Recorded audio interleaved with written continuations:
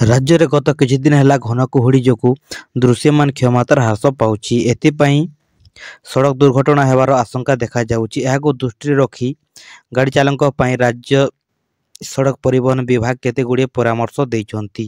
ଦୁର୍ଘଟଣା ଏଡ଼ାଇବା ପାଇଁ ଗାଡ଼ି ଚାଳକଙ୍କୁ ଏସବୁ ପରାମର୍ଶ ମାନିବାକୁ ବିଭାଗ ପକ୍ଷରୁ ଅନୁରୋଧ କରାଯାଉଛି। ପରିବହନ ବିଭାଗ ଦେଇଥିବା ପରାମର୍ଶ ଗୁଡ଼ିକ ହେଲା, ସ୍ଥଳରେ ପହଞ୍ଚିବାକୁ ବିଳମ୍ବ ହେଉ ପଛେ ଗାଡ଼ି ଧୀରେ ଚଲାନ୍ତୁ। ରାସ୍ତାରେ ଗାଡ଼ି ଚଲାଇବା ବେଳେ ଅନ୍ୟ ଗାଡ଼ିଠାରୁ ପର୍ଯ୍ୟାପ୍ତ ଦୂରତା ବଜାୟ ରଖନ୍ତୁ। ଫଳରେ ଆବଶ୍ୟକ ସମୟ ଗାଡ଼ି ବ୍ରେକ୍ ମାରି ଦୁର୍ଘଟଣାକୁ ଏଡ଼ାଇ ଦେଇ ହେବ। କୁହୁଡ଼ିରେ ଗାଡ଼ି ଚଲାଇବା ସମୟରେ ସବୁବେଳେ ହେଡ଼ଲାଇଟ୍ ଅନ୍ ରଖିବା ସହ ଦୃଶ୍ୟମାନତା ବୃଦ୍ଧି କରିବା ପାଇଁ ଫଗ୍ ଲ୍ୟାମ୍ପ ବ୍ୟବହାର କରନ୍ତୁ। କୁହୁଡ଼ିରେ ଗାଡ଼ି ଚଲାଇବା ସମୟରେ ସଡ଼କ ଚିହ୍ନ ତଥା ଅନ୍ୟ ଟ୍ରାଫିକ୍ ସଂକେତ ଉପରେ ନଜର ରଖନ୍ତୁ।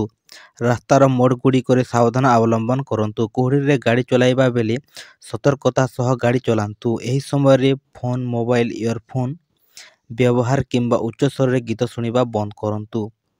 ରାଜ୍ୟ ପରିବହନ ବିଭାଗ ପ୍ରାଧିକରଣ ସୋସିଆଲ ମିଡ଼ିଆରେ ରାଜ୍ୟର ଦୈନିକ କୁହୁଡ଼ି ରିପୋର୍ଟ ପୋଷ୍ଟ କରାଯାଉଛି। ଏହି ରିପୋର୍ଟକୁ ଦେଖି ସେହି ଅନୁଯାୟୀ ନିଜର ଯାତ୍ରା ଯୋଜନା ନିର୍ଦ୍ଧାରଣ କରିବାକୁ ପରିବହନ ବିଭାଗ ପରାମର୍ଶ ଦେଇଛି।